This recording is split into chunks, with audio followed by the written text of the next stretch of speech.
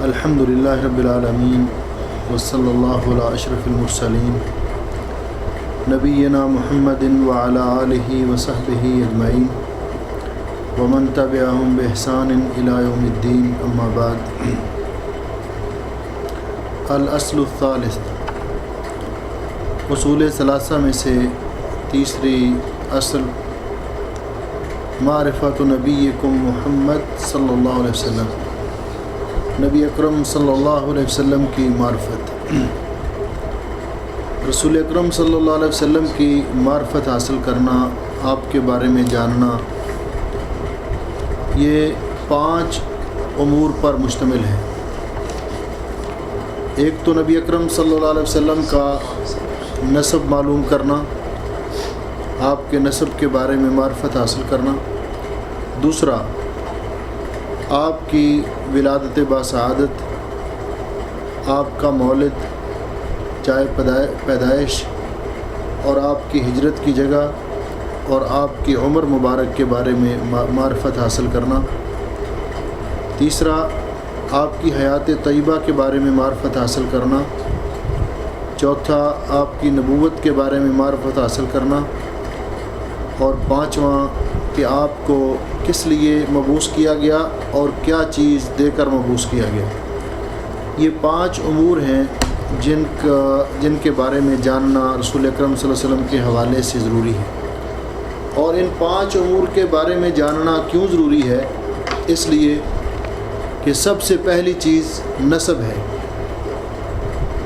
کہ رسول اکرم صلی اللہ علیہ وسلم کا نسب کیا ہے۔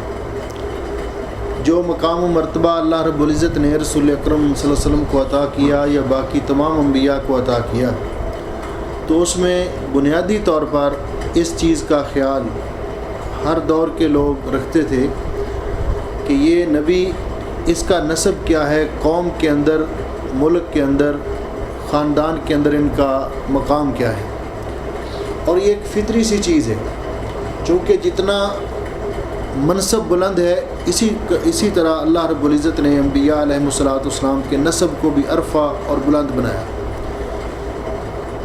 یہ بات قرآن پاک سے ہمیں معلوم ہوتی ہے کہ نبی کریم علیہ الصلوۃ والسلام نے جب اعلان نبوت کیا تو اس وقت آپ کے جو مخاطبین تھے انہوں نے آپ پر ایک اعتراض کیا تھا۔ اللہ رب العزت نے وہ اعتراض قرآن پاک میں ذکر کیا۔ انہوں نے کہا تھا لولا نزل هذا القرآن على رجل من القريتين عظیم، یہ قرآن کریم، یہ نبوت اور رسالت ان 2 بستیوں کے کسی بڑے آدمی کو کیوں نہیں ملی؟ یہ نبوت اور رسالت، یہ تو وہ مقام ہے جو کسی بڑے آدمی کا حق ہوتا ہے۔ بڑے آدمی سے مراد وہ کیا لیتے تھے کہ مالدار، اس کا جتھا مضبوط ہو، اس کے پاس مال و دولت بہت ہو۔ رسول اکرم صلی اللہ علیہ وسلم کے بارے میں ان کا نقطہ نظر یہ تھا کہ ان کے پاس ان کی کوئی مالی حیثیت بھی خاص نہیں ہے، اور ان کے والد بھی نہیں ہیں، ان کی ولادت سے پہلے فوت ہو گئے ہیں، تو یتیم کو اور مالی حیثیت سے بھی جو کمزور ہے اللہ نے نبی بنانا تھا تو انہی کو ہی بنانا تھا۔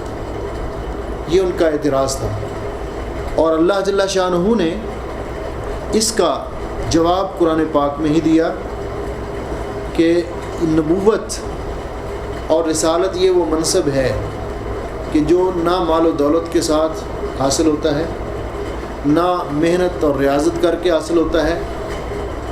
دوسرے لفظوں میں کہ نبوت وہبی چیز ہے، نبوت وہبی چیز ہے کہ اللہ رب العزت جس کو چاہتا ہے عطا کرتا ہے۔ اس کے علاوہ ولایت کسبی چیز ہے، ولایت کسبی چیز ہے کہ انسان جس قدر زیادہ نیکی کرے گا، جس قدر زیادہ تقوی اختیار کرے گا، جس قدر عبادت کرے گا زیادہ، اسی قدر ولایت کے اندر اس کا درجہ بلند ہوگا۔ لیکن نبوت ایسی چیز نہیں کہ آدمی زیادہ عبادت کر کے، زیادہ ریاضت کر کے اور زیادہ محنت کر کے حاصل کر لے۔ اسی لیے اللہ رب العزت نے فرمایا اللہ اعلم حیث یجعل رسالتہ، اللہ تعالیٰ زیادہ جانتا ہے، خوب جانتا ہے کہ کون اس منصب کے اہل ہے، کون اس منصب کے اہل ہے۔ اور اللہ رب العزت اپنے بندوں کے دلوں کو، اپنے بندوں کی جس نے پیدا کیا ہے وہ بہتر جانتا ہے، اس لیے اللہ رب العزت نے اپنی مخلوقات میں سے ان لوگوں کو جو انبیاء علیہم الصلوۃ والسلام ہیں ان کو منتخب کیا۔ یہی بات ابو سفیان سے جب ہرقل نے، روم کے بادشاہ نے دریافت کی تھی، اس وقت ابو سفیان مخالف تھے رسول اکرم صلی اللہ علیہ وسلم سے، اور تجارتی قافلہ لے کر شام کے ملک میں گئے ہوئے تھے۔ اسی دوران رسول اکرم صلی اللہ علیہ وسلم کا خط روم کے بادشاہ کو، ہرقل کو پہنچ چکا تھا۔ تو اس نے جب خط پڑھا تو اس نے پوچھا کہ اس علاقے سے، جس علاقے سے اس نبی نے نبوت کا دعویٰ کیا ہے، کوئی لوگ یہاں آئے ہیں، کوئی قافلہ یہاں آیا ہے؟ تو انہوں نے بتایا کہ ایک تجارتی قافلہ آیا۔ تو انہوں نے وہ قافلہ طلب کیا بادشاہ نے اپنے دربار میں، تو ابو سفیان کی قیادت میں یہ لوگ گئے۔ تو جا کر انہوں نے، بادشاہ نے سوالات کیے کہ آپ کے اندر جس نبی نے نبوت کا دعویٰ کیا ہے اس کا کیف نسبہ فیکم، تمہارے اندر اس کی خاندانی حیثیت کیا ہے، اس کا نسب کیا ہے؟ تو ابو سفیان نے جواب دیا تھا، ہوا فینا ذو نسب، وہ ہم میں سب سے اعلیٰ نسب والے ہیں، ان کا نسب ہم میں سے سب سے اعلیٰ نسب ہے۔ ان کا پھر اس کے ماننے والے ہر روز زیادہ ہو رہے ہیں یا کم ہو رہے ہیں؟ انہوں نے کہا جی وہ تو بڑھ رہے ہیں۔ ان کے ماننے والے غریب لوگ ہیں یا امیر لوگ ہیں؟ انہوں نے کہا جی فقیر لوگ ہیں، عام لوگ ہیں، کمزور لوگ ہیں۔ اس کے ساتھ کبھی آپ کی جنگ بھی ہوئی؟ کئی مرتبہ جنگ ہوئی، پھر نتیجہ کیسے رہا؟ کبھی وہ غالب رہے، کبھی ہم غالب رہے۔ تو ہرقل نے یہ ساری باتیں سننے کے بعد کہا کہ مجھے معلوم ہوتا ہے کہ وہ نبی ہیں، کیونکہ اللہ تعالیٰ نبیوں کو ہمیشہ سب سے اعلیٰ نسب والے لوگوں میں بھیجتا ہے تاکہ ان پر کوئی اعتراض نہ کر سکے، ان پر کوئی اعتراض نہ کر سکے۔ ہر لحاظ سے نبی اپنے حسب و نسب کے لحاظ سے، شکل و صورت کے لحاظ سے، عقل و فہم کے لحاظ سے، سیرت و کردار کے لحاظ سے اور حسن و جمال کے لحاظ سے اپنے دور کے تمام لوگوں سے اعلیٰ، افضل اور ممتاز ہوتے ہیں۔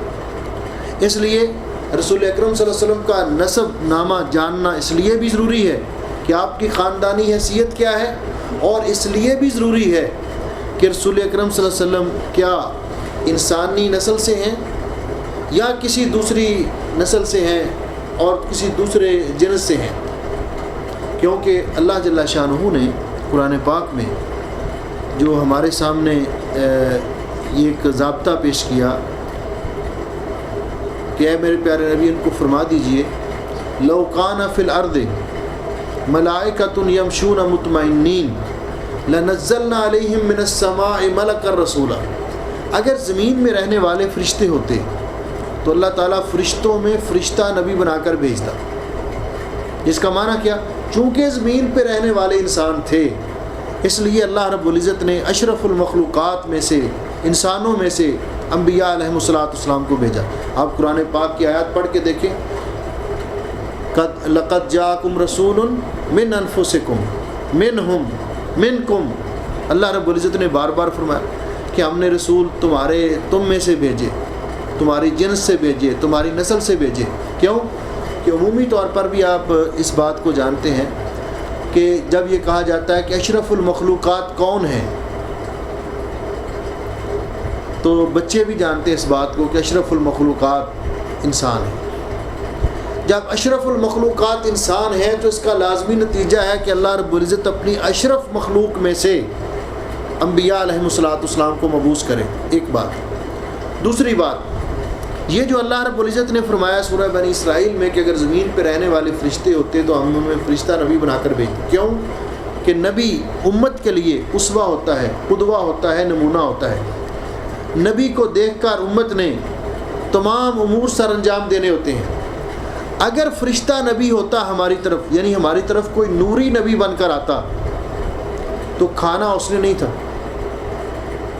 پینا اس نے نہیں تھا، ہم کس کو دیکھ کر کھاتے اور پیتے؟ وہ کیسے ہمیں بتاتے کہ کھانے کا طریقہ یہ ہے، پینے کا طریقہ یہ؟ شادیاں اس نے نہیں کرنی تھی، اور یہ بات میں ویسے نہیں کہہ رہا، قرآن پاک آپ پڑھ کے دیکھیے، یہ جو بات ہے نا عمومی طور پر ہمارے ذہن میں کہ اندر سے نور اور اوپر سے بشر، کہ اوپر سے بشر تھے اور اندر سے نور تھے، آپ ذرا اس حقیقت کو سامنے رکھیے۔ قرآن پاک میں اللہ رب العزت نے فرمایا کہ اس واقعہ کو یاد کرو جب اللہ رب العزت نے ابراہیم علیہ السلام کی طرف 2 مہمان بھیجے۔ وہ 2 مہمان آئے انسانی شکل میں، اور ابراہیم علیہ السلام کے گھر پہنچے تو ابراہیم علیہ السلام بہت مہمان نواز تھے، اور اللہ رب العزت نے ان کی مہمان نوازی کا بھی ذکر کیا کہ مہمان نوازی کے جو اعلیٰ اصول انہوں نے رقم کیے اور مقرر کیے۔ فوری طور پہ دیکھا کہ مہمان جانے پہچانے نہیں ہیں، اجنبی لگتے ہیں، لگتا ہے کہیں دور سے آئے ہیں، تو ظاہر بات ہے جو مہمان باہر سے آیا، دور سے آیا، اس علاقے میں اگر ہوتا قریب تو میرا جاننے والا ہوتا یا کبھی دیکھا ہوتا، ان کو کبھی دیکھا بھی نہیں، تو ان کو بھوک لگی ہوگی، پیاس لگی ہوگی، تو فوری طور پر گئے گھر میں اور بچڑا ذبح کیا اور گھر والوں کو کہا کہ اس کو روسٹ کرو۔ میں روسٹ اس لیے کہتا ہوں کہ قرآن پاک نے یہ الفاظ استعمال کیا، حنیز کا معنی ہوتا ہے بھونا ہوا، روسٹ کیا ہوا۔ ابراہیم علیہ السلام نے فوری، اب سوال یہ پیدا ہوتا ہے کہ ابراہیم علیہ السلام نے مہمانوں سے پوچھا تو نہیں کہ آپ کو بھوک لگی ہے یا نہیں لگی، آپ کھائیں گے کہ نہیں کھائیں گے، یہ کیا؟ کیوں کہ یہ مہمان نوازی کے اصولوں کے خلاف ہے۔ جس طرح ہمارا طریقہ کار ہے نا کہ مہمان آ گیا، پتہ ہے دور سے آیا ہے، ہاں جی کیا چلے گا، ٹھنڈا یا گرم؟ وہ بیچارہ چلو ٹھنڈا ہی لے آؤ۔ اچھا ٹھنڈا یہ کون سا، آپ یہ پیپسی 7 اپ پئیں گے یا یہ عام منرل واٹر پئیں گے؟ وہ پھر بیچارہ شرمانے لگا، چلو 7 اپ دے دیجیے۔ اچھا یہ فریج کی ٹھنڈی کی ہوئی ہو یا ویسے باہر جو عادی پڑی ہوتی ہو؟ اتنے سوال ہم کرتے ہیں کہ وہ شرم کا مارا اس کو اگر اللہ توفیق دے دو کہ یار نہ ہی پلاؤ تو بہتر ہے۔ مہمان سے اتنے سوالات کرنا یہ نہ کھلانے والوں کا طریقہ ہوتا ہے۔ اچھا چلو اگر اس نے مان ہی لیا کہ ٹھیک ہے کہ چلو جی پلا دو، ہاں لڑکا 7 اپ بھی لے کر آ رہا ہے اور ادھر گاڑی بھی، یہ آخری ٹائم ہے جانے والا، گاڑی بھی تیار ہے آپ کی، جس طرح ہمارے علاقوں میں ہوتا ہے، اس کے بعد کوئی لاسٹ ٹائم نہیں آئے گا، اس کے بعد اگر آپ جانا چاہتے ہیں تو لڑکا ویسے 7 اپ لے کر آ رہا ہے۔ اس کا کیا مطلب کہ مہمان کو ہم خود کہہ رہے ہیں کہ آپ تشریف لے جائیں، کیونکہ اگر آپ 7 اپ پئیں گے، یہ صورتحال نہیں تھی۔ انہوں نے جا کر فوراً بچڑا ذبح کیا، گھر والوں کو دیا، جلدی کرو مہمانوں کو بھوک لگی ہے، اور کھانا لا کر ان کے سامنے رکھا۔ وہ مہمان انسانی شکل میں آئے تھے، اوپر سے بشر تھے، اندر سے نور تھے، یہی معنی ہے نا صاف کہ اوپر سے بشر تھے، اندر سے نور تھے۔ تو جب کھانا لا کے رکھا، فلما رأى أيديهم لا تصل إليه، جب دیکھا کہ کھانے کو وہ ہاتھ نہیں لگا رہے، کھانا کھا ہی نہیں رہے، نہ کہ رہوں، تو ابراہیم علیہ السلام کو یہ بات بہت اجنبی سی لگی کہ یہ کیا ہے، مہمان کھانا کیوں نہیں کھا رہے؟ کیونکہ اس دور کے اندر لوگ سیدھے سیدھے تھے، لوگوں کے اندر اتنے کوئی چکر فریب نہیں تھے۔ اس دور کے اندر چوروں کا، ڈاکوؤں کا بھی ایک اصول ہوتا تھا، چور جس گھر سے کھانا کھا لیتے تھے اس گھر سے چوری نہیں کرتے تھے۔ اس گھر کا نمک کھایا ہوا ہے، ان کا کھانا کھایا ہوا ہے۔ آج کل کے مہمانوں کی طرح نہیں کہ چور تو نہیں، مہمان وہ کھانا کھانے کے بعد اگر ان کا بس لگے تو سارا سامان اٹھا کے لے جائیں، یہ نہیں تھا۔ تو وہ سمجھتے تھے کہ جو مہمان ہمارے گھر سے کھانا نہیں کھا رہا، لگتا ہے کہ اس کی نیت میں کچھ گڑبڑ ہے، یہ کوئی ہمارا نقصان کرنا چاہتا ہے، کیوں نہیں کھانا کھا رہا؟ مہمان کا کھانا نہ کھانا معیوب سمجھا جاتا تھا۔ تو جب ابراہیم علیہ السلام نے اصرار کیا تو انہوں نے کہا کہ بھئی ہم کھانا نہیں کھاتے ہوتے، ہم اللہ کے بھیجے ہوئے فرشتے ہیں، اللہ نے ہمیں 2 کاموں کے لیے بھیجا ہے، 2 کاموں کے لیے۔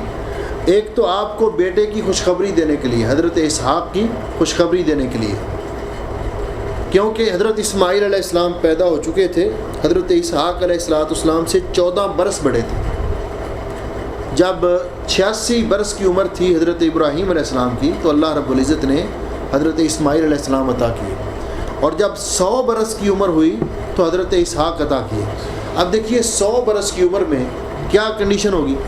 یہی وجہ ہے کہ جب انہوں نے یہ کہا کہ آپ کو ہم بیٹے کی خوشخبری دینے کے لیے آئے ہیں، تو ان کی زوجہ طاہرہ سیدہ سارہ رضی اللہ تعالیٰ عنہ وہ بھی دروازے کے پاس کھڑی یہ بات سن رہی تھی، تو انہوں نے بڑے تعجب سے، قرآن کے الفاظ ہیں سکت وجہ، جس طرح عورتیں کہتی ہیں ہاں ہے مجھے، تو انہوں نے اپنے چہرے پر تعجب کے ساتھ ہاتھ مارا، آنے دو آنا عجوز، مجھ جیسی بڑھیا کہ ہاں بچہ پیدا ہو گیا، وہذا بعلی شیخہ، اور میرا شوہر بھی دیکھو کتنا بوڑھا ہو چکا ہے۔ تو فرشتوں نے آگے سے جو بات کہی، یہاں سے 2-3 مسئلے ہمیں اور ملیں گے۔ انہوں نے آگے سے جو کہا، اللہ رب العزت نے سورہ ہود کے اندر ذکر کیا، اتعجبین من امر اللہ، کیا تم اللہ تعالیٰ کے حکم سے تعجب کر رہی ہو، اللہ تعالیٰ کے حکم پر تعجب کر رہی ہو۔ رحمت اللہ و برکاتہ علیکم اہل البیت، اے اہل بیت تم پر اللہ تعالیٰ کی رحمت اور برکت ہو۔ یہ انہوں نے کہا، فرشتوں نے جواب دیا۔ اب یہاں ایک چھوٹا سا ہم تھوڑی سی وضاحت کے بعد آگے چلتے ہیں کہ یہاں فرشتوں نے اہل بیت کس کو کہا۔ صیغہ جو پہلے استعمال ہوا اتعجبین، اتعجبین حمزہ استفہام کے لیے، اور تعجبین واحد مؤنث مخاطب، فعل مضارع معلوم، مؤنث مخاطب کا صیغہ ہے۔ اب وہ براہ راست فرشتے مخاطب ہیں اماں سارہ سے، ابراہیم علیہ السلام کی زوجہ محترمہ سے، تو ان کو کہہ رہے ہیں اہل بیت، ان کو کہہ رہے ہیں اہل بیت، جس کا معنی یہ ہے کہ جب اہل بیت کا تذکرہ ہوتا ہے تو بیوی سب سے پہلے اہل بیت کے اندر داخل ہوتی ہے۔ یہاں اہل بیت اماں سارہ کو کہا جا رہا ہے۔ یہ بات میں اس لیے کر رہا ہوں کہ بعض لوگ نبی کریم علیہ السلام کی ازواج مطہرات کو اہل بیت میں شمار نہیں کرتے۔ قرآن پاک نے سب سے پہلے اہل بیت بیوی کو کہا ہے۔ اچھا میں ایک بات آپ کو بتاتا ہوں کہ آپ کا گھر تو ہے، گھر تو آپ نے بنا لیا، فلیٹ تیار کر لیا، اب شادی نہیں ہوئی آپ کی، مثال کے طور پر کس نوجوان کا نام لے دیتے ہیں، اس کی نہیں ہوئی ابھی اس کی شادی نہیں ہوئی، اس نے فلیٹ تیار کر لیا ہے، ٹھیک ہے، گھر میں یہ رہ رہے ہیں، لیکن گھر میں رہنے کے باوجود بھی جب ان کا شادی کارڈ ایشو کرتے ہیں ہم، تو ہم لکھتے ہیں کہ فلاں ابن فلاں کی شادی خانہ آبادی، شادی خانہ آبادی ہمارے اردو میں یہ لکھتے ہیں۔ بھئی گھر میں تو یہ پہلے بھی رہ رہے ہیں، فلیٹ تیار کیا ہے، وہاں سوتے ہیں، رہتے ہیں، کھاتے ہیں، پیتے ہیں، گھر تو پہلے بھی آباد ہے، یہ خانہ آبادی کیا ہے؟ اور پھر جب اہل خانہ کہا جاتا ہے تو خانہ آبادی کس کے ساتھ ہوگی؟ جب بیوی آ جائے گی، بیوی کو لانے کے لیے دعوت دی جا رہی ہے نا کہ آپ اس فنکشن میں شریک ہوں، تو بیوی کے ذریعے خانہ آباد ہوا۔ جب یہ کہا جاتا ہے کہ جناب آپ تشریف لائیں، آپ تشریف لائیں بما اہل و عیال، آپ تو آپ ہو گئے، عیال بچے ہو گئے، اہل کون ہے؟ اہل کون ہے؟ بیوی۔ تو یہاں فرشتوں نے براہ راست اماں سارہ کو اہل بیت کہا، ایک بات۔ دوسری بات یہ کہ اللہ رب العزت نے جو ضابطہ مقرر کیا ہے کہ اللہ تعالیٰ اولاد نہ دینا چاہے تو میاں بھی جوان ہے، بیوی بھی جوان ہے، صحت مند ہیں، بڑے، لیکن علاج بھی بہت کرواتے ہیں، دعائیں بھی بہت کرواتے ہیں، لیکن اولاد نہیں ہوتی۔ اللہ نہ دینا چاہے تو نوجوانوں کو بھی نہ دے، اور دینا چاہے بوڑھوں کو بھی دے دے۔ کیوں؟ کہ اللہ رب العزت نے یہ نظام اپنے پاس رکھا ہے۔ اللہ رب العزت فرماتے ہیں للہ ملک السماوات والارض یخلق ما یشاء، آسمان و زمین کی بادشاہت اللہ کے لیے ہے، اللہ جو چاہتا ہے پیدا کرتا ہے۔ یہب لمن یشاء اناسا، یعنی اللہ تعالیٰ نے زمین پہ انسان کو لانے کے لیے قرآن پاک میں 4 صورتیں ذکر کی ہیں۔ 4 طریقے ذکر کیے ہیں۔ بغیر ماں اور باپ کے پیدا کیا، کس کو؟ ہمارے بابا جان سیدنا آدم علیہ السلام۔ بغیر ماں کے پیدا کیا ہماری اماں کو، سیدہ حوا کو۔ بغیر باپ کے پیدا کیا حضرت عیسیٰ علیہ السلام کو، ٹھیک ہے؟ اور ماں اور باپ دونوں سے پیدا کیا ہم سب کو۔ اللہ رب العزت نے یہ ایک نظام بنایا، تو اللہ رب العزت فرماتے ہیں کہ اگر اسباب نہ بھی ہوں، میں پیدا کرنا چاہوں تو کر سکتا ہوں، اور اگر سارے اسباب موجود ہوں، میں اولاد نہ دینا چاہوں تو کوئی نہیں دے سکتا۔ اس آیت کے اندر یہی فرمایا للہ ملک السماوات والارض یخلق ما یشاء یہب لمن یشاء اناثا۔ جس کو اللہ چاہتا ہے صرف بیٹیاں ہی عطا کرتا ہے، جس کو اللہ صرف بیٹیاں دینا چاہے کوئی بیٹا نہیں دے سکتا۔ وَيَحَبُ لِمَن يَشَاءُ الذُّكُورَ، جس کو اللہ چاہے بیٹے عطا کرے۔ او یزوجہم ذکرانا و اناثا، جس کو چاہے بیٹے اور بیٹیاں ملا کر دے، یہ اللہ کی قدرت اور حکمت ہے۔ وَيَجْعَلُ مَن يَشَاءُ عَقِيمًا، جس کو چاہے اللہ عقیم اور بانج بنا دے، اس کو اولاد دے ہی نہ۔ ایک تو اولاد کی خوشخبری دینے کے لیے آئے ہیں، اور دوسرا قوم لوط پر عذاب نازل کرنے کے لیے آئے ہیں۔ قوم لوط پر عذاب نازل کرنے کے لیے آئے ہیں۔ کیوں؟ کہ اس قوم نے وہ جرم کیا ہے کہ مرد مردوں کے ساتھ جنسی تعلقات قائم کرتے ہیں، اور یہ اتنا بڑا جرم ہے کہ اللہ رب العزت نے ان کو اتنی سزا دی کہ اللہ رب العزت کے حکم سے جبریل امین نے ان کی بستیوں کو اٹھایا، آسمان کے پاس لے جا کر الٹا دیا، نیست و نابود کر دیا۔ لیکن اس برے جرم پر، اس بری عادت پر اللہ کو اتنا غصہ آیا کہ اللہ فرماتی ہے اس پر بھی ہمارا غصہ ٹھنڈا نہیں ہوا۔ امطرنا جعلنا عالیہا سافلہا، زمین کی مکانوں کی چھتیں نیچے اور نچلا فرش اوپر۔ پھر امطرنا علیہم حجارۃ من سجیل منضود، اور اللہ نے فرمایا پھر ہم نے نکیلے پتھروں کی بارش کی ان پر۔ تو یہ فرشتے اوپر سے فرشتے تھے، نوری تھے، اوپر سے بشر تھے، اندر سے نوری تھے۔ انہوں نے کھانا نہیں کھایا، شادیاں بھی نہیں کرتے۔ جو اوپر سے بشر ہوتے ہیں اندر سے نوری ہوتے ہیں۔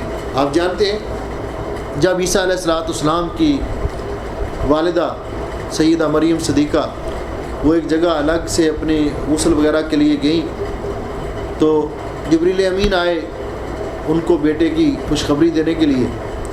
تو جب وہ سامنے آئے فَتَمَثَّلَ لَهَا بَشَرًا سَوِيًّا، تو انسانی شکل میں آئے، انسانی شکل میں۔ تو وہ دیکھ کر گھبرا گئی، نوجوان بچی ہے، اکیلی ہے، آدمی سامنے کھڑا دیکھ کر گھبرا گئی۔ انی اعوذ بالرحمن منک ان کنت تقیا، یہاں سے چلا جا، میں آپ سے اللہ کی پناہ چاہتی ہوں، اگر تو نیک ہے تبھی یہاں سے چلا جا۔ تو انہوں نے آگے سے کیا کہا؟ انما انا رسول ربک لأہب لک غلاما زکیہ، جو آپ سمجھ رہی ہیں میں وہ نہیں ہوں، ہمیں ان چیزوں سے کوئی سروکار نہیں ہوتا، مرد اور عورت کے معاملات سے۔ فرشتے شادیاں نہیں کرتے، نورانی مخلوق شادیاں نہیں کرتی۔ تو انبیاء نبی علیہ السلام کے نسب کو جاننا، اور ہر نبی کے نسب کو جاننا بھی اس لیے ضروری کہ اگر انسانی نسل سے نہ ہوں تو پھر جو جن کی انہوں نے رہنمائی کرنی ہے، ان کے جو حوائج اور ضروریات ہیں وہ ان کو نہیں بتا سکیں گے۔ اس لیے اللہ رب العزت نے تمام انبیاء علیہ السلام کو نسل انسانی سے بھیجا۔ آدم علیہ السلام اول بشر ہیں، اور رسول اکرم صلی اللہ علیہ وسلم سید البشر ہیں۔ اللہ تعالیٰ نے آپ کو نسل انسانی سے بھیجا۔ اب رسول اکرم صلی اللہ علیہ وسلم نے خود اپنا نسب نامہ بیان کیا۔ آج بھی اگر کوئی کہے کہ نہیں ہم نہیں مانتے، نہیں ہم، جب ان پوچھا جاتا ہے تو رسول اکرم صلی اللہ علیہ وسلم کے والد گرامی کا نام کیا تھا؟ جی عبداللہ تھا۔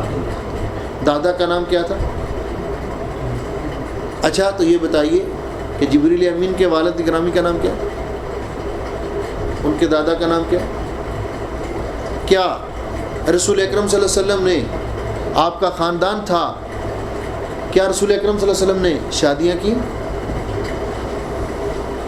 قرآن کہتا ہے یا ایھا النبی قل لازواجک و بناتک، آپ نے شادیاں بھی کی، کیا آپ کی اولاد تھی؟ کی اولاد بھی تھی۔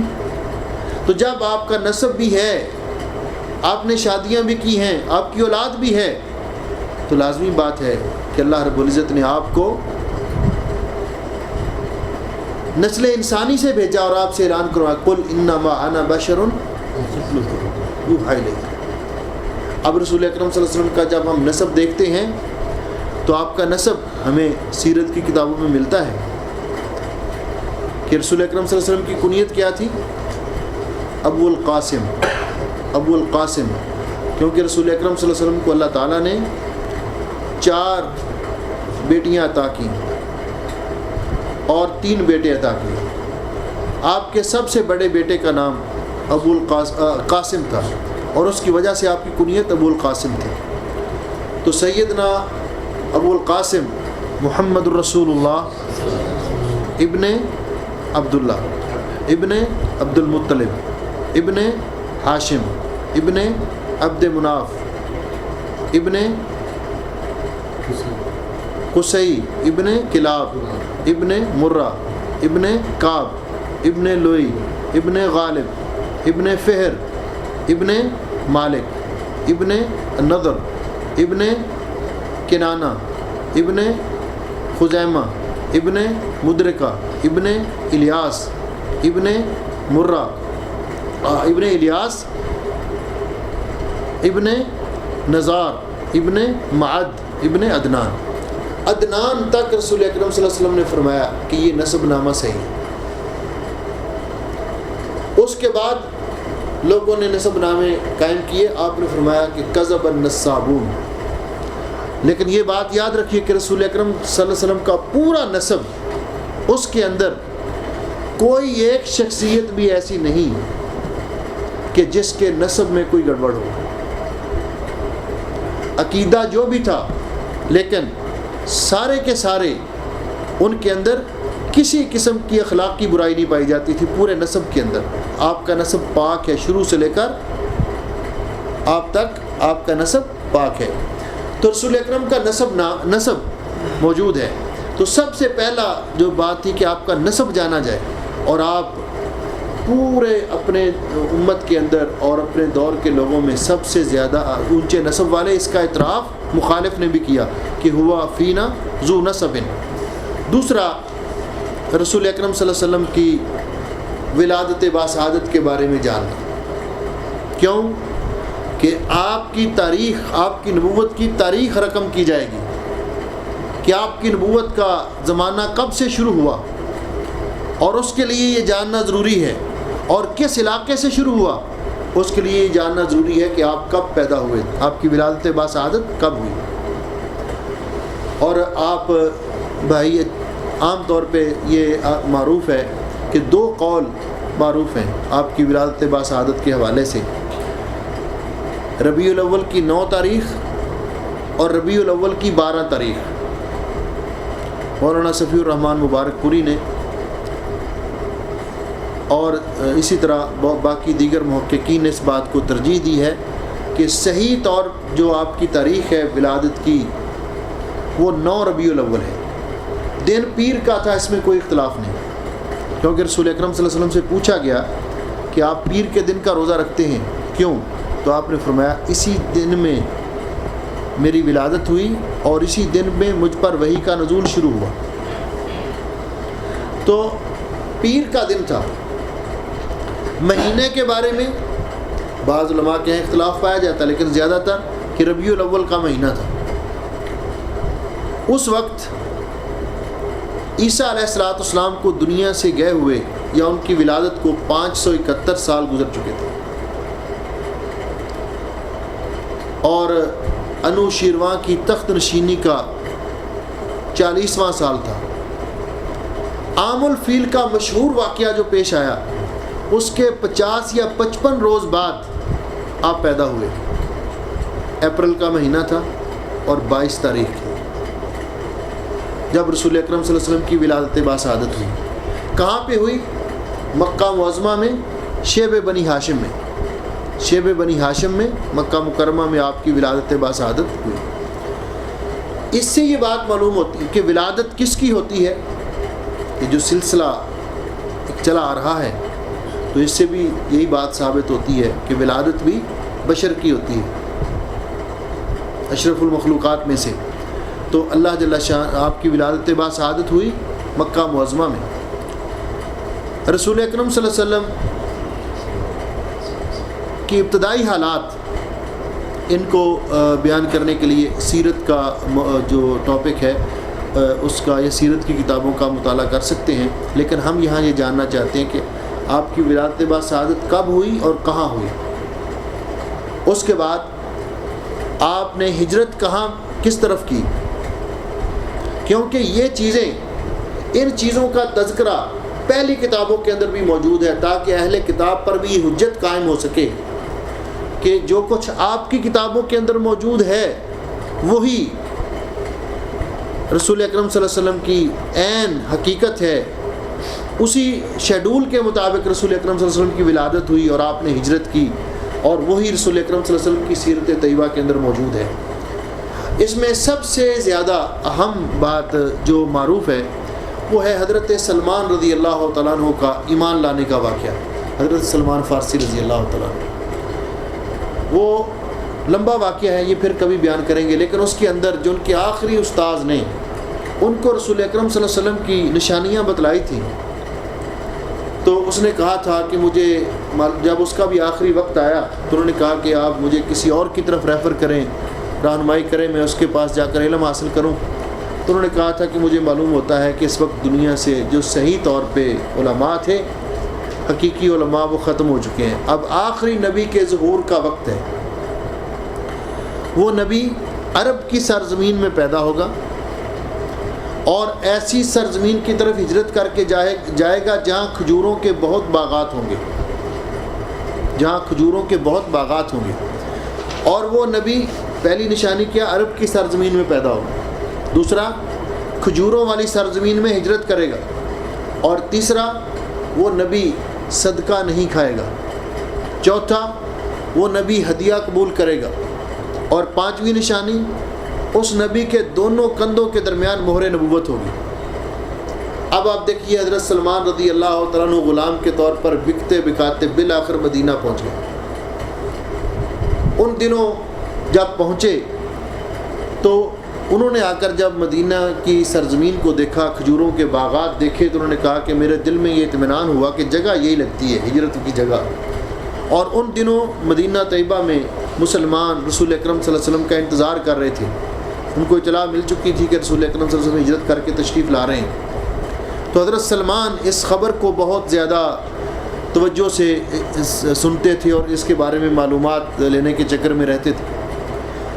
تو جب ایک دن کھجور کے درخت پہ چڑھ کر کھجوریں اتار رہے تھے اور ان کا جو یہودی مالک تھا وہ نیچے کھڑا تھا جس کے وہ زر خرید غلام تھے، تو اس کے چچے کا بیٹا اس کے پاس آیا اور اس نے آ کر کوئی بات کی، اور یہ سمجھ گئے کہ یہ خبر دے رہا ہے کوئی، تو یہ فوری طور پر کھجور کے درخت سے نیچے اترے اور اتر کر پوچھا آپ کیا بات کر رہے تھے؟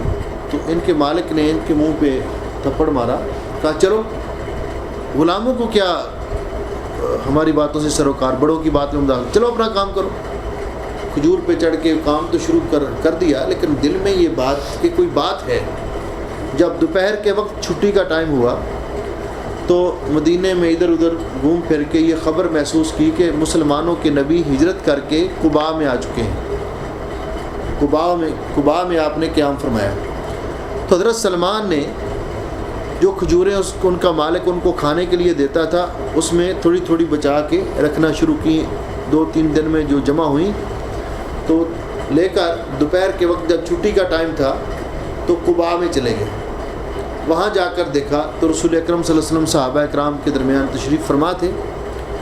جا کر انہوں نے سلام کہا اور جا کے کہا کہ مجھے پتہ چلا ہے کہ آپ کہیں دور سے سفر کر کے دوسرے ملک سے آئے ہیں، تو آپ ظاہر بات ہے کہ آپ کو ضرورت ہوگی، تو میں صدقے کی کچھ کھجوریں لے کر آیا ہوں اور صدقہ کرنا چاہتا ہوں، آپ پلیز لیجئے اور کھائیے، آپ مسافر ہیں، آپ کو ضرورت ہے اس چیز کی۔ کہتے رسول اکرم صلی اللہ علیہ وسلم نے وہ لی مجھ سے اور میں دیکھتا رہا، آپ نے وہ کھجوریں خود کوئی نہیں کھائی، ان میں سے صحابہ اکرام کو دے دی اور تقسیم کر دی، انہوں نے کھائی، آپ نے ان میں سے کوئی کھجور نہیں کھائی۔ تو میں سمجھ گیا کہ پہلی نشانی تو پوری ہو چکی ہے کہ سرزمین کھجوروں والی ہے، کھجوروں کے باغات ہیں، اور دوسری نشانی بھی پوری ہو چکی ہے کہ آپ نے صدقہ نہیں کھایا۔ پھر چلے گئے پھر چند دن کھجوریں جمع کی، اور اس اثناء میں رسول اکرم صلی اللہ علیہ وسلم ہجرت کر کے قباء سے اٹھ کے مدینہ طیبہ میں پہنچ چکے تھے۔ تو پھر دوپہر کے وقت ایک دن اسی طرح نکلے اور جا کر وہ کھجوریں جو جمع کی تھی رسول اکرم صلی اللہ علیہ وسلم کی خدمت میں پیش کی، اور عرض کرنے لگے کہ حضرت اس دن میرے دل میں یہ بات رہ گئی کہ میں تو آپ کے لیے لے کر گیا تھا کھجوریں، آپ نے کھائی نہیں ہیں، تو آج میں لے کر آیا ہوں، تو یہ صدقہ نہیں، یہ ہدیہ ہے۔ تو رسول اکرم صلی اللہ علیہ وسلم نے وہ لی، خود بھی آپ نے تناول فرمائی، صحابہ کرام کو بھی دی۔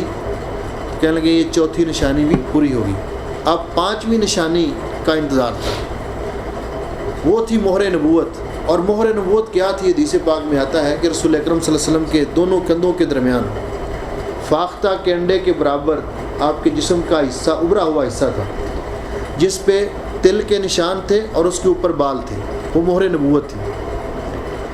حضرت سلمان نے آپ کے پیچھے ادھر ادھر گھومنا، کبھی اس طرف کیا ہے کبھی اس طرف کو تو شروع کیا، تو نبی کریم علیہ الصلوۃ والسلام نے محسوس کیا کہ یہ کسی چیز کی تلاش میں ہے۔ تو رسول اکرم صلی اللہ علیہ وسلم نے چادر مبارک اپنے لی ہوئی تھی، اس طرح کندھوں کے اوپر تھی، تو آپ نے یہ محسوس کر کے اس کو آہستہ سے نیچے سرکا دیا خود ہی۔ تو حضرت سلمان نے جب مہر نبوت کو دیکھا تو بے اختیار ان سے رہا نہ گیا، اور انہوں نے آ کر اس کو چوم لیا اور اس پہ اپنا منہ رکھ کے زار و قطار رونا شروع کر دیا۔ تو پھر نبی کریم علیہ السلام نے فرمایا کہ بھئی میرے سامنے آؤ، مجھے بتاؤ بات کیا ہے۔ تو پھر حضرت سلمان رضی اللہ عنہ نے اپنا پورا واقعہ رسول اکرم صلی اللہ علیہ وسلم کے سامنے بیان کیا، کہاں سے چلے اور کس طرح آپ کی تلاش میں کہاں سے ہوتے آئے۔ انشاءاللہ یہ واقعہ انشاءاللہ میں بیان کروں گا آپ کے ساتھ۔ بعد میں عرض کر رہا تھا کہ یہ جاننا کہ پہلی کتابوں کے اندر بھی، تاکہ ہمارے لیے بھی یہ ایک دلیل ہو کہ رسول اکرم صلی اللہ علیہ وسلم واقعتاً آپ کی علامات وہی ہیں جو اہل کتاب۔ حضرت سلمان نے کہاں سیکھی تھی؟ قرآن تو نازل نہیں ہوا تھا، نبی علیہ السلام سے ملاقات ہی نہیں ہوئی تھی، عرب کے رہنے والے نہیں تھے، تو انہوں نے اپنے عیسائی استادوں سے سیکھی تھی، اور ان کے عیسائی مشائخ جو تھے انہوں نے کہاں سے پڑھی تھی؟ انہوں نے اپنی انجیل سے پڑھی تھی۔ انجیل کے اندر بھی، تورات کے اندر بھی رسول اکرم صلی اللہ علیہ وسلم کے بارے میں یہ ساری علامات موجود تھی۔ تو اس کا فائدہ ایک تو یہ ہے کہ پہلی کتابوں کے اندر جو بات، تاکہ اہل کتاب بھی علی بینہ، ان کے سامنے بھی ایک حجت اور دلیل ہو، یہودیوں اور عیسائیوں کے سامنے بھی، کہ آپ واقعہ اللہ کے نبی ہیں جن کا تذکرہ ہماری کتاب کے اندر، ہماری کتابوں کے اندر موجود ہے۔ اور دوسرا، ہمیں بھی آپ کا زمانہ نبوت کا، اس کے بارے میں پتہ چلے، تاکہ ہم وہ وقائع اور احداث، وہ واقعات اور مشاہدات، ان کا جائزہ لے سکیں کہ یہ واقعہ نبوت سے پہلے کا ہے یا بعد کا ہے۔ یہ احکام اور یہ جو رسول اکرم صلی اللہ علیہ وسلم نے یہ بات ارشاد فرمائی، یا عربوں کے اندر یہ جو بات تھی، یہ زمانہ نبوت سے پہلے کی ہے یا بعد کی ہے، اس کا جائزہ لینے کے لیے اس کا جاننا ضروری ہے۔ پھر رسول اکرم صلی اللہ علیہ وسلم کی عمر مبارک کے بارے میں بھی جاننا کیوں ضروری ہے؟ اس لیے ضروری ہے، ایک تو اس میں یہ کہ تاکہ ہمیں پتہ چل جائے کہ نزول وحی کا زمانہ کب تک ہے، نزول وحی کا زمانہ کب تک ہے۔ اگر کوئی کہے مثال کے طور پر کہ سن 15 ہجری میں قرآن پاک کی فلان آیت نازل ہوئی تھی، سن 15 ہجری میں، تو ہم اسے کہہ سکتے ہیں بھائی 15 ہجری میں قرآن کس پر نازل ہوا تھا؟ رسول اکرم صلی اللہ علیہ وسلم کی وفات تو وہ 11 ہجری میں ہوئی تھی، 15 ہجری میں کون سی آیت کس پر نازل ہو سکتی ہے؟ ایک تو نزول قرآن کے زمانے کا، نزول وحی کے زمانے کا تعین ہو کہ یہاں سے لے کر یہاں تک وحی کا نزول ہوا، اس کے بعد کوئی وحی، کوئی حکم الہی آسمان سے نازل نہیں ہوا۔ دوسرا، اس بات کا ہمیں پتہ چل جائے کہ رسول اکرم صلی اللہ علیہ وسلم بھی پہلے رسولوں کی طرح اپنے وقت میں جس طرح وہ آئے، جتنا وقت اللہ نے دیا وہ وقت گزار کر دنیا سے تشریف لے گئے، وہ وقت گزار کر دنیا سے تشریف لے گئے۔ کیوں؟ کہ جو بھی اس دنیا میں آیا ہے اللہ رب العزت نے اس کے لیے یہ ضابطہ قائم کیا ہے، کل نفس ذائقۃ الموت۔ اور خود رسول اکرم صلی اللہ علیہ وسلم کو اللہ رب العزت نے فرمایا انک میت و انہم میتون۔ یہ لوگ اگر کہتے ہیں کہ آپ فوت ہو جائیں گے، تو اگر آپ فوت ہو جائیں گے تو یہ بھی تو مر جائیں گے، یہ جو آپ کے مخالف ہیں یہ ہمیشہ رہیں گے۔ تو جس طرح سب لوگ دنیا میں نہیں رہے، آپ بھی دنیا سے جانے والے ہیں۔ یہ دوسری بات ہمیں معلوم، اس لیے رسول اکرم صلی اللہ علیہ وسلم کی عمر مبارک کے بارے میں جاننا یہ بھی ضروری ہے۔ اور تیسری بات یہ کہ ہم اس بات کا جائزہ لیں کہ دنیا میں رسول اکرم صلی اللہ علیہ وسلم وہ اعلیٰ کردار شخصیت ہیں کہ جنہوں نے سب سے زیادہ بگڑے ہوئے حالات کی اصلاح سب سے شارٹ وقت میں کی۔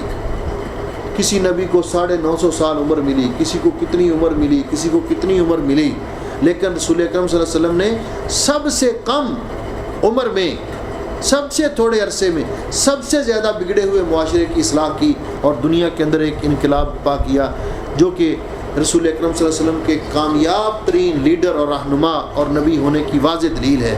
ہم اس بات کو رسول اکرم صلی اللہ علیہ وسلم کی شرف اور کرامت کے اظہار کے لیے اور آپ کی سیادت اور قیادت کی کامیابی کے لیے اس کو پیش کر سکیں عقلی دلائل کے طور پر دوسرے لوگوں کے سامنے۔ پھر اس بات کا بھی ہمیں یہ ادراک اور شعور ہو کہ دیکھیے رسول اکرم صلی اللہ علیہ وسلم کی اس کامیابی کے بارے میں صرف ہم ہی نہیں، آپ جانتے ہیں پچھلے دنوں میں ایک بہت معروف کتاب، اس کا چرچہ ہوا پوری دنیا میں، دی 100۔ اس میں ایک انگریز نے، عیسائی نے دنیا کے 100 مصلحین کا، قائدین کا، جنہوں نے جو انقلابی قائدین ہیں ان کا تذکرہ کیا، تو اس میں باوجود اس کے کہ وہ کرسچن ہے، اس نے ٹاپ آف دی لسٹ حضرت محمد رسول اللہ صلی اللہ علیہ وسلم کا نام لکھا، اور اس کا ریزن بھی لکھا اس نے کہ میں نے کیوں لکھا۔ تو یہ ساری باتیں، اور اس کے بعد رسول اکرم صلی اللہ علیہ وسلم کی حیات، آپ کی حیات طیبہ کے بارے میں معرفت حاصل کرنا ہمارے لیے کیوں ضروری ہے؟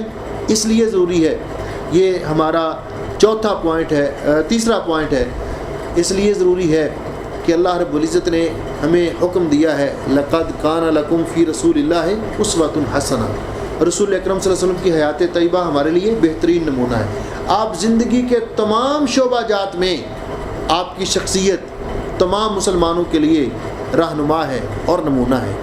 اس لیے زندگی کے تمام شعبہ جات میں رہنمائی حاصل کرنے کے لیے رسول اکرم صلی اللہ علیہ وسلم کی حیات طیبہ کو جاننا، آپ کی سیرت کا مطالعہ کرنا ہر مسلمان کے لیے ضروری اور لازمی ہے۔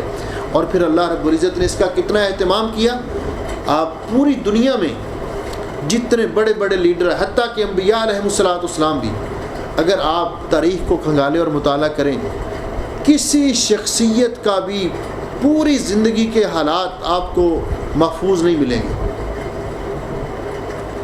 زندگی کا پورا طرز زندگی، روزمرہ کے جمعی معمولات آپ کو محفوظ نہیں ملیں گے کہ وہ گفتگو کیسے فرماتے تھے، وہ چلتے کیسے تھے، لباس کیسا پہنتے تھے، ان کے چلنے کا انداز کیسا تھا، کھاتے کیسے تھے، پیتے کیسے تھے، اٹھتے کیسے تھے، بیٹھتے کیسے تھے، رات کو سوتے کیسے تھے، صبح کو بیدار کیسے ہوتے تھے، کون سے برتن میں کھاتے تھے، کیسے برتن میں کھاتے تھے، کیا چیز پسند تھی، کیا چیز نہیں پسند تھی، معاملات کیسے تھے، عبادت کیسی تھی، سیاست کیسی تھی، یہ سارے چیزیں اگر محفوظ ہیں، آن دی ریکارڈ ہیں، تو صرف اور صرف سید الانبیاء حضرت محمد رسول اللہ صلی اللہ علیہ وسلم کی۔ اور آپ کو کسی شخصیت کے بارے میں اس کی زندگی کے سارے معمولات محفوظ نہیں ملیں گے۔ کوئی ایک گوشہ کسی نے محفوظ کر لیا اور لکھ دیا، کسی نے دوسرا، اگر یہ سارا، کیوں کہ رسول اکرم صلی اللہ علیہ وسلم کو اللہ رب العزت نے ہمارے لیے قیامت تک آنے والے لوگوں کے لیے اسوہ اور نمونہ بنایا۔ یہ حدیث پاک کیا ہیں؟ حدیث کس کو کہتے ہیں؟ کہ قول الرسول صلی اللہ علیہ وسلم و فعلہ و تقریرہ، یا افعال الرسول و اقوالہ و تقریراتہ، او وصفہ او وصفہ الخلقی او خلقی، کہ حدیث کس کو کہتے ہیں؟ کہ نبی علیہ الصلوۃ والسلام کے اقوال کو، آپ کے افعال کو، یا ان کاموں کو جو آپ کے سامنے کیے گئے اور آپ خاموشی کا اظہار کیا، یا آپ کے جسمانی اوصاف، یا آپ کی سیرت طیبہ، یہ ساری کی ساری حدیث کہلاتی ہے، حدیث کی تعریف میں آتی ہے۔ تو جب یہ سارا ہمارے لیے نمونہ ہے تو اللہ رب العزت نے اس کو محفوظ کیا۔ جب محفوظ ہے یعنی رسول اکرم صلی اللہ علیہ وسلم کی سیرت طیبہ یہی نہیں ہے کہ صرف آپ کا حسن و جمال اور آپ کے اخلاق، آپ کے یعنی طرز زندگی جو معمولات ہیں عام انسان کے، ان کو بیان کیا جائے، نہیں، بلکہ یہ بھی سب کچھ شامل ہے، اور ساتھ رسول اکرم صلی اللہ علیہ وسلم کی نماز کا طریقہ آپ کی سیرت ہے، آپ روزہ کیسے رکھتے تھے آپ کی سیرت ہے، وضو کیسے کرتے تھے آپ کی سیرت ہے، حج کیسے کرتے تھے آپ کی سیرت ہے، یہ آپ کی سیرت کے تمام پہلو ہیں۔ تو ان کو جاننے کے لیے آپ کی حیات طیبہ کے بارے میں معلومات حاصل کرنا یہ ضروری اور لازمی ہے۔ اس کے بعد معرفت نبوت ہی کہ رسول اکرم صلی اللہ علیہ وسلم کی نبوت کی معرفت، کہ آپ نے اعلان نبوت کب فرمایا، کہاں پہ فرمایا، آپ پر سب سے پہلی وحی کون سی نازل ہوئی، اللہ رب العزت نے آپ کو نبوت کیسے عطا کی، اور آپ کی نبوت کا دائرہ کہاں تک ہے۔ جیسے کہ پہلے انبیاء علیہ السلام کوئی کسی قوم کے لیے آئے، کوئی کسی ملک کے لیے آئے، تو کیا رسول اکرم صلی اللہ علیہ وسلم بھی ایسے ہی کسی ملک کے لیے، کسی خاص علاقے کے لیے آئے، یا کہ آپ کا دائرہ؟ تو ہمارا ایمان ہے کہ رسول اکرم صلی اللہ علیہ وسلم کی نبوت کا دائرہ مکان کے اعتبار سے ساری دنیا کے لیے اور زمانے کے اعتبار سے قیامت تک کے لیے ہے، یہ جاننا بھی ضروری ہے۔ اور پانچواں پوائنٹ آپ کے حوالے سے جس کا جاننا ضروری ہے کہ لماذا ارسل، اللہ تعالیٰ نے آپ کو کیوں نبی بنا کر بھیجا، ضرورت کیا تھی آپ کو نبی بنا کر مبعوث کرنے کا، مطلب کیا تھا، مقصد کیا، اور پھر اللہ رب العزت نے آپ کو کیا چیز دے کر بھیجی۔ آپ کو نبی بنانے کا مقصد یہی تھا کہ آپ اللہ تعالیٰ کی نازل کردہ تعلیمات لوگوں کو سکھائیں۔ اللہ رب العزت نے فرمایا وَأَنزَلْنَا إِلَيْكَ الذِّكْرَ لِتُبَيِّنَ لِلنَّاسِ مَا نُزِّلَ إِلَيْهِمْ، آپ اللہ تعالیٰ کی نازل کردہ تعلیمات لوگوں کے سامنے، لوگوں کو سمجھائیں بھی، عملی جامہ پہنا کر دکھائیں بھی، ان کے سامنے مثال بھی پیش کریں کہ اس پر ایسے عمل کرنا ہے، اس پر ایسے عمل کرنا ہے۔ اور دوسرا کہ آپ کو اللہ رب العزت نے کیا چیز دی، بلغ ما انزل الیک، ما انزل الیک کیا ہے؟ اللہ رب العزت نے جو آپ پر وحی نازل کی اس کی دو صورتیں ہیں، ایک وحی مطلوب ہے قرآن پاک، اور ایک قرآن پاک کا بیان۔ اللہ رب العزت نے فرمایا ہے کہ اللہ رب العزت نے یہ قرآن پاک جو آپ کی طرف نازل کیا ہے، لا تحرک بہ لسانک لتعجل بہ ان علینا جمعہ وقرآنہ فاذا قرأناہ فاتبع قرآنہ ثم ان علینا بیانہ، قرآن بھی ہم نے نازل کیا اور اس کا بیان بھی ہم نے نازل کیا، دونوں اللہ کی طرف سے ہیں۔ اللہ رب العزت نے قرآن پاک کے کئی مقامات پر اس کی وضاحت کی۔ تو اس کا جاننا کہ رسول اکرم صلی اللہ علیہ وسلم کیا لے کر آئے، تاکہ ہمیں پتہ چلے کہ رسول اکرم صلی اللہ علیہ وسلم یہ کتاب لے کر نہیں آئے، وہ کتاب لے کر نہیں آئے، وہ رسول اکرم اللہ کا قرآن لے کر آئے اور حدیث لے کر آئے۔ یہ دو ہی وحی ہیں، قرآن کریم اور حدیث رسول صلوات اللہ وسلم علیہ، یہ دونوں چیزیں آپ لے کر آئے، اس کے علاوہ آپ کوئی تیسری چیز لے کر نہیں آئے، تاکہ ہمیں پتہ چلے کہ اصل دین کہاں سے ملے گا، دین کا اصل ماخذ کیا ہے، رسول اکرم صلی اللہ علیہ وسلم پر نازل کردہ شریعت کیا ہے۔ وہ وہی شریعت ہے جو آپ لے کر آئے، اور آپ نے آخری وقت بھی یہ وصیت فرمائی، ترکت فیکم امرین، دو ہی چیزیں تمہارے اندر میں لے کر آیا تھا، دو ہی تمہارے اندر چھوڑ کے جا رہا ہوں، تیسری چوتھی پیدا نہیں ہوئی۔ کیا چھوڑ کے جا رہا ہوں؟ کتاب اللہ و سنتی، اللہ کی کتاب چھوڑ کے جا رہا ہوں قرآن پاک، اور سنتی اور اپنی حدیث چھوڑ کے جا رہا ہوں۔ وَلَن يَفْتَرِقَا، یہ دونوں چیزیں لازم و ملزوم ہیں، یہ کبھی بھی علیحدہ نہیں ہو سکتی، جس طرح کہ لا الہ الا اللہ محمد الرسول اللہ کلمے کے دونوں جز ہیں، دونوں آپس میں علیحدہ نہیں ہو سکتے۔ اس مسلمان ہونے کے لیے، ایمان لانے کے لیے دونوں کو ماننا لازمی ہے، لا الہ الا اللہ کو بھی، محمد رسول اللہ کو بھی صلوات اللہ وسلم۔ اسی طرح قرآن کو ماننا بھی ضروری ہے، حدیث کو ماننا بھی ضروری ہے۔ اب میں تمہارے اندر دو چیزیں چھوڑ کے جا رہا ہوں، جب تک ان پر عمل پیرا رہو گے گمراہ نہیں ہوگی۔ تو یہ ابتدائی باتیں تھیں کہ رسول اکرم صلی اللہ علیہ وسلم کی معرفت ہمیں کس طرح حاصل کرنی چاہیے، اور اس میں کیا چیزیں ضروری ہیں جو سیکھنی چاہیے۔ یہ 5 پوائنٹ میں نے آپ کے سامنے بیان کیے ہیں کہ نبی علیہ السلام کی معرفت کے حوالے سے سب سے پہلے تو ہمیں آپ کا نسب جاننا ہوگا، اور اس کی میں نے وجہ بتائی۔ پھر آپ کا مولد، آپ کس طرف ہجرت کر کے گئے، اور آپ کی عمر مبارک کتنی تھی۔ ہجرت کے حوالے سے میں ایک بات کرنا چاہتا تھا، لیکن مجھے لگ رہا ہے کہ ٹائم بھی کافی ہو گیا ہے، اور یہ نیند کا بھی غلبہ ہے، یہ اس لیے کہ ہجرت عام طور پہ کسے کہا جاتا ہے اور موجودہ دور میں ہجرت کا کیا حکم ہے، انشاءاللہ اس کو آئندہ درس میں بیان کریں گے۔ رسول اکرم صلی اللہ علیہ وسلم کی حیات طیبہ کی معرفت، تیسرا پوائنٹ۔ چوتھا پوائنٹ آپ کی نبوت کے بارے میں کہ آغاز کہاں ہوا اور کہاں تک ہے، اور نزول وحی کا آغاز کب سے کہاں تک تھا، اور پھر آپ کیا چیز لے کر آئے اور اللہ رب العزت نے آپ کو کس مقصد کے لیے مبعوث کیا۔ یہ پانچ، کم از کم ان پانچ چیزوں کے بارے میں جاننا، یہ معرفت نبیکم محمد صلی اللہ علیہ وسلم کے لیے ضروری ہے، تیسری اصل کے لیے ضروری ہے۔ اس میں اب جو چیزیں باقی ہیں، ہر ایک ایک پوائنٹ اب تفصیل طلب ہے۔ مجھے نہیں معلوم کہ اب اس کو ہم کیسے کریں گے، تو ہم ان کی وضاحت کریں گے یا پھر آگے تھوڑا سا اس کو بڑھائیں، کیونکہ ابھی میں نے ارکان ایمان بھی ویسے ہی چھوڑے ہوئے ہیں کہ ارکان ایمان پر تفصیلی بحث لازمی ہے، کیونکہ اللہ تعالیٰ کی معرفت کے حوالے سے جب ہم نے دین اسلام کی معرفت کے حوالے سے جب ہم نے بات کی تھی تو اس میں ارکان اسلام کا تذکرہ بڑا لازمی ہے اور ایک ایک رکن کے بارے میں وضاحت ضروری ہے۔ تو انشاءاللہ العزیز آئندہ دروس میں ہم انہی چیزوں کے بارے میں گفتگو کریں گے انشاءاللہ العزیز، اور آئندہ درس میں اس ٹاپک کے حوالے میں، تیسری اصل کے حوالے میں گفتگو کروں گا کہ نبی کریم علیہ السلام کی معرفت کے بارے میں اور کیا امور ہمیں ہمارے لیے جاننا ضروری ہے۔ اس کے بعد ہم پھر ارکان ایمان کی تفصیل بیان کریں گے انشاءاللہ العزیز۔ جزاکم اللہ خیر۔